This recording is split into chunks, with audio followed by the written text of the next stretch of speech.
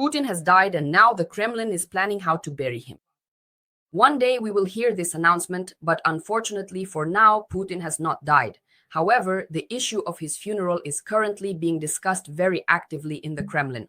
Hello everyone, my name is Anastasiia Husarieva, and while you subscribe to our channel, like and leave comments, I'll tell you all the details about the black briefcase that is always carried behind Putin. Who decided to bury him, and when will Lenin be removed from the mausoleum to make room for the real emperor, that is, for Putin? And of course, we'll recall some historical analogies because they just suggest themselves. So let's go through everything step by step and figure it all out. Even while Putin is still alive, the questions of his funeral and symbolic legacy do not go unnoticed. The Kremlin's ideologue and propagandist, whom people online call a fascist, Alexander Dugin, has already pointed out the need to prepare for Putin's funeral while he is still alive. He has repeatedly emphasized that Lenin's body should be removed from the mausoleum to make room for the future burial of the true emperor of Russia, meaning Putin. Dugin believes that preparations should be made in advance, even if Putin lives for a long time. The place of his burial should be prepared in advance and made symbolically significant, almost sacred for the country. According to him, it is planned that the greatness of the state will already begin to be honored there, even while the leader is still alive, and all procedures must be carried out quickly. The Kremlin has confirmed that the issue of removing Lenin from the mausoleum, where he is currently located, is being studied. They emphasize that the matter is not limited to Dugin's appeal alone. There have also been other suggestions regarding the relocation of the Soviet leader to a secret place, including posthumous messages from deceased advisors. However, the administration of the president of the terrorist state was unable to say when exactly these steps would be implemented, nor could they specify any concrete timeline for when they plan to remove Lenin from the mausoleum. Thus, Dugin's appeal and the Kremlin's response underscore this, that even the issue of the dictator's burial becomes part of a political strategy and a means of symbolic control over the image of the leader. This demonstrates that the concept of Putin's power goes far beyond his physical presence and includes preparations for his own mythologized legacy. Back in 2018, publicist Alexander Nevzorov suggested rehearsing Putin's funeral. He referred, for example, to the United Kingdom, where secret preparations were made for the death of Queen Elizabeth II, who passed away not so long ago. And by analogy, Nevzorov suggested doing the same thing.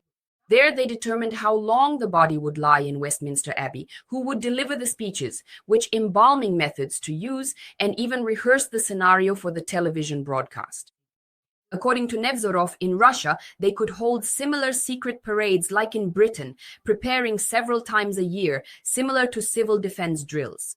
During such rehearsals, all the funeral rituals would be practiced: black ribbons, memorial services, bells, and possibly even large-scale demonstrations by the military and officials. Then it would suddenly be announced that it was just a drill and the people would celebrate the president's resurrection. The idea was not just to prepare for the leader's death, but to create a symbolic ritual that would change the perception of Putin as an unshakable leader whose control over the country and power does not end even with death. And here it should be added that Alexander Nevzorov is currently opposed to Putin's regime, and messages of this kind from him are a sort of mockery of the Kremlin. And the topic of funeral rehearsals underscores that in the Kremlin, the death of a leader is always seen not only as a tragic event, but also as a political tool. Even in the past, such rituals were not foreign to Russian and Soviet tradition. It is enough to recall how, after the death of another dictator, Stalin, Nikita Khrushchev organized the secret removal of his body from Lenin's mausoleum to the Kremlin wall necropolis. This was not just a funeral operation, but also a political act, an act of control over the narrative, avoiding possible protests and demonstrating the strength of the new government. The funeral scenarios for Putin proposed by Nevzorov continue this tradition in a modern format. Planning for death, rehearsals, symbolic rituals, all of this is part of the grand game of power and control over the mass consciousness. The topic of rehearsing Putin's funeral has also given rise to numerous rumors and conspiracy theories in the media. There is discussion about possible scenarios, secret burial sites, even potentially ceremonies of deadly beauty that could emphasize the leader's greatness and immortality. All of this works as a psychological tool, creating an atmosphere of fear, respect, and constant anticipation, even while Putin is still alive. And in this way, the position Nevzorov's view on this parade and the rehearsals does not seem merely eccentric. It fits organically into the logic of Russian politics, into the logic of the Kremlin. Even death itself can become a political act, and preparing for it a tool for maintaining power and symbolic control over the nation. And the question of where Putin will be buried is not just a technical decision.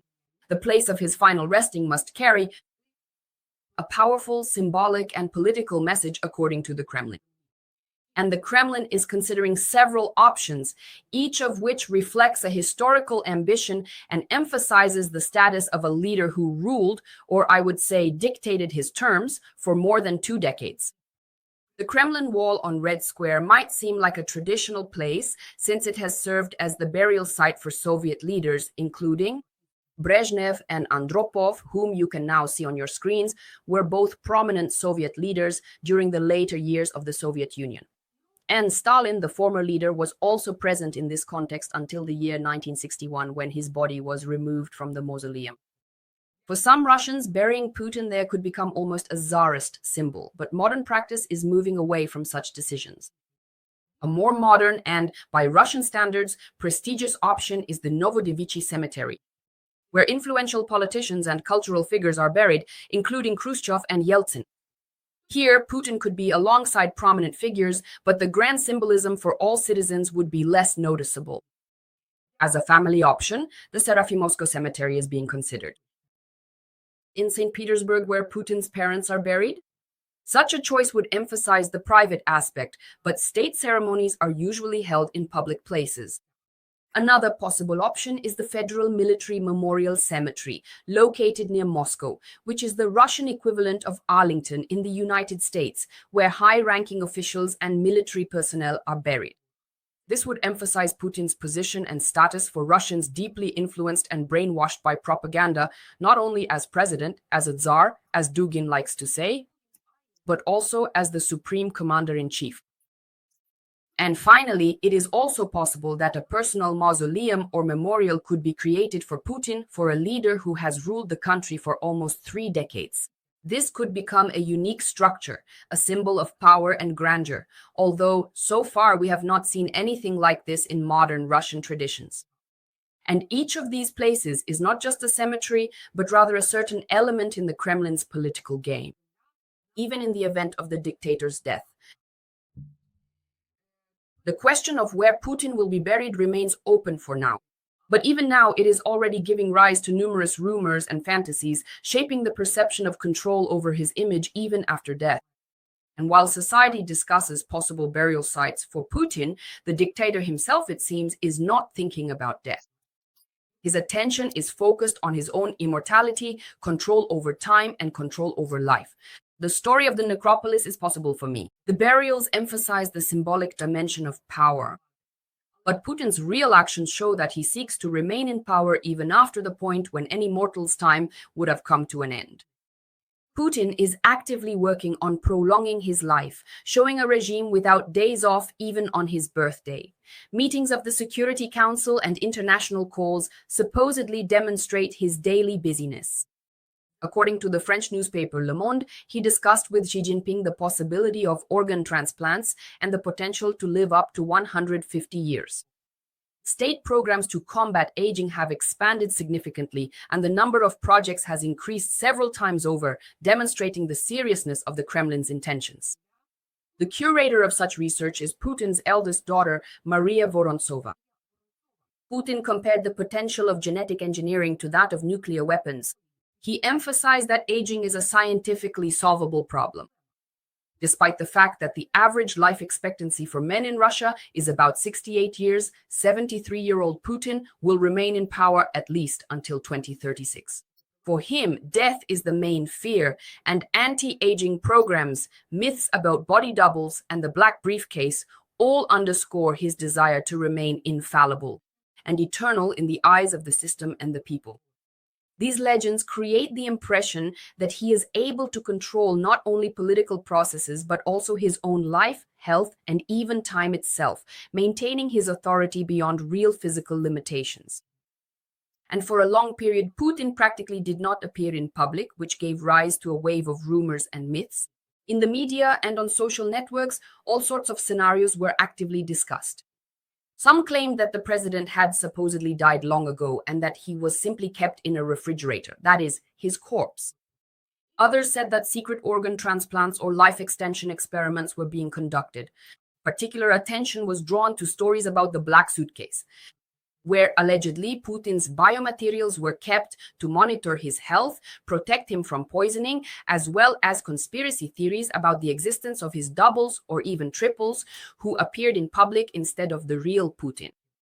While the world argued about what was true and what was fiction, Putin remained out of sight for almost 9 months. In fact, from October 2024 until the summer of 2025. This July, Putin suddenly appeared in St. Petersburg. His motorcade first stopped at Palace Square, where military personnel and local administration officials had gathered, and the president himself went out onto the Neva River, taking a short boat ride. It should be noted that these events were related to Navy Day, but what was interesting was that the parade, which had been held annually, was cancelled. This appearance carried a clearly symbolic meaning. Putin personally greeted the servicemen who saluted him, received a medal from Nikolai Patrushev, an important signal of internal unity within the security bloc and a demonstration that the key players in the system stand by his side. And on the eve of this, it was also planned to hold the traditional naval parade, as I mentioned, but it was cancelled due to the threat of drones targeting central Russian cities. This is an unprecedented event in the past 3 years. Therefore, Putin's appearance served as a form of compensation, a demonstration of stability and the unshakability of power, even when traditional ceremonies could not take place. There was also debate online about whether it was the real Putin who appeared in St. Petersburg at that time. But let's move on. Every move the president made, every gesture, including the awarding of honors and the symbolic greetings to the military, was a carefully crafted political signal. This was not just for those present, but for the entire country and for external observers. Such public appearances have long ceased to be accidental. In stable times, he almost never appeared among the people, but as soon as the country is shaken, he appears.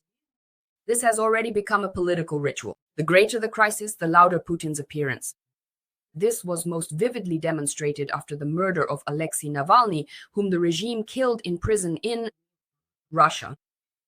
Shock, outrage, international pressure, rising internal tension. The Kremlin needed to demonstrate that the authorities stood firm.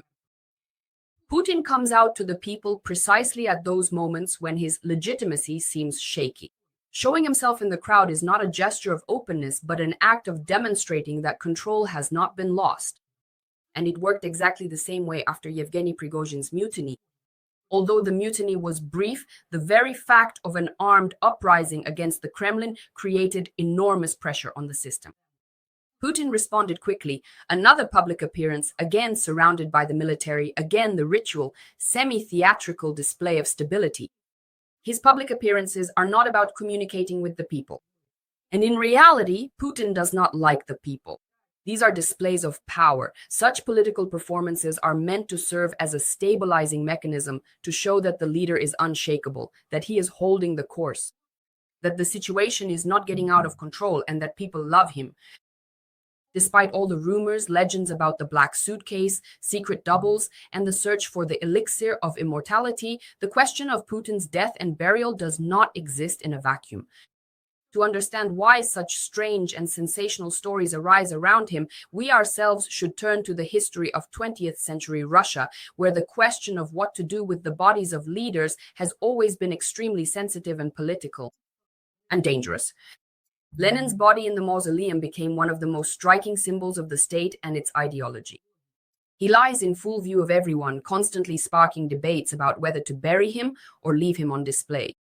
For Putin, this example is of great importance. The Mausoleum demonstrates that even the death of a leader can be used as a tool of political influence and a symbol of power. It emphasizes greatness, succession, and continuity of leadership, creating the effect of the leader's presence even after his physical departure. Another lesson comes from the story of Stalin. After the death of the Soviet dictator in 1953, his body was initially placed next to Lenin in the Mausoleum. But fear of potential protest, the culture of the personality cult being abolished, and the need to control the narrative forced the leadership to act secretly. In 1961, Nikita Khrushchev, thank you, made the decision to remove Stalin's body from the mausoleum and bury it near the Kremlin wall. The entire process was carried out with maximum secrecy. The area was fenced off with boards, a parade rehearsal was held on Red Square at the same time, and all the work of moving the remains went unnoticed by the general public. Stalin's relatives did not take part in any of this. Control over the operation was ensured by the party and state apparatus. These stories demonstrate that even in Soviet times, the burial of a leader always combined political expediency, fear of protests, and a symbolic effect for the population. Thus, the choice of location, the manner, and the publicity of the procedure were all part of a state strategy aimed at controlling public perception of power. Today, history is repeating itself, but in a new form. Myths about body doubles, about the black suitcase, anti-aging programs, rumors of Putin's death, rare public appearances, and mysterious absences have become modern tools for shaping the image of an unshakable, almost superhuman leader in Russia. Just as the bodies of Lenin and Stalin shaped perceptions of power and its symbolic strength in the past, modern legends uphold Putin's authority and create the impression that he controls not only the country, but even time itself. But unfortunately for now, Putin is still alive, friends. But we will keep an eye on everything that happens in the Kremlin next. Our military is working. And we will keep watching to see what happens to the dictator after his death and how much longer he will manage to kill people and enforce his dictatorial regime. So please like, subscribe, leave your comments, and we'll see you in the next broadcasts. My name is Anastasiia Husarieva. Take care of yourselves and wash your hands with soap. Bye to everyone.